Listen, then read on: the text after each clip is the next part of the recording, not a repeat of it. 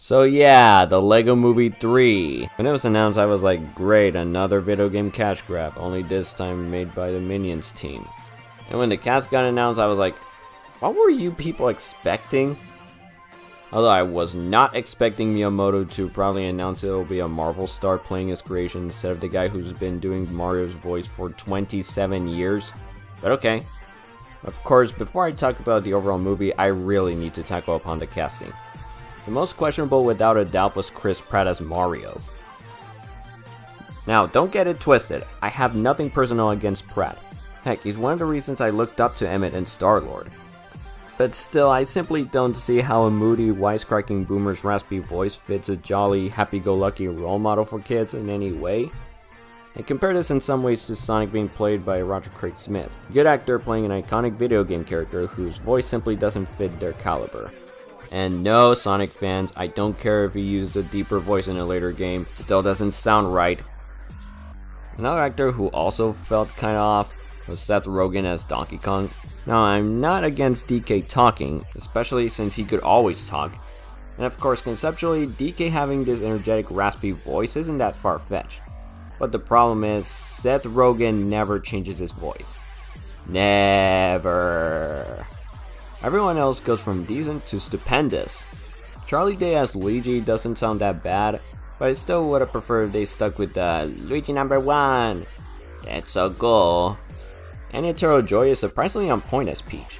I think that's mostly due to Peach not really having done much other than screaming Mario!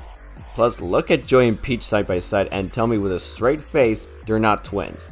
Then you got Keegan-Michael Key as Toad, and if you've heard his previous performances, particularly Murray the Mummy from Hotel Transylvania, yeah, no doubt he can pull off the Kevin Michael Richardson playing Kamek with his voice for Viceroy from Randy Cunningham honestly could not have made me happier.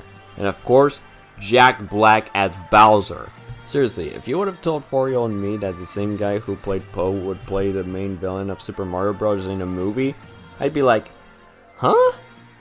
Like seriously, who would have thought not only such an insane casting choice, but also how so far he made Bowser the best part of the marketing for this movie.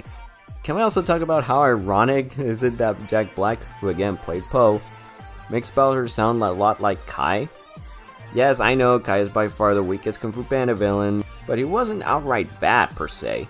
Now onto the movie itself. For negatives, the beginning when Mario and Luigi enter the warp pipe was kinda contrived. But fortunately, the rest of the movie moves tightly consistent. Speaking of consistency, why are there so many of these unnecessary pop songs when you already had original scores that not only take from the games, but also blended nicely with the movie? Why is Take On Me playing when Kong Island is being introduced? Okay, now for positives, which are many by the way. Right off the bat, the movie is extremely faithful to the games. Like seriously, how hard is it for movie companies to simply be faithful to the source material instead of injecting the characters into the real world? Here you get non-stop references from way back to the original Donkey Kong for the arcade to Mario Odyssey. How crazy is that? And as I mentioned before, the score, it just slaps. They even included the DK rap. They didn't have to do that, but they did. And I'm so happy for it. And the characters are also nicely done, and surprisingly act like how you'd imagine Mario and gang to be like. Mario being this acrobatic fighter with a passionate dream, Peach being this quirky yet level-headed leader, Luigi going from the coward of the Mario Brothers to another hero alongside Mario, Donkey Kong being this prideful show-off who gets easily pissed whenever he gets one-upped. Toad, despite not doing much in the movie other than comic relief, he is still that loudmouth loyal sidekick. And let's not forget Bowser. If you've seen the movie, you know exactly what I'm talking about.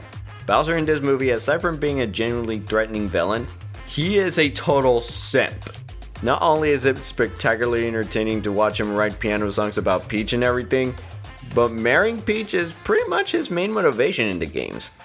He even wanted Junior to believe she is his actual mom. And the cherry on top, Jack Black. He brings so much life to this character.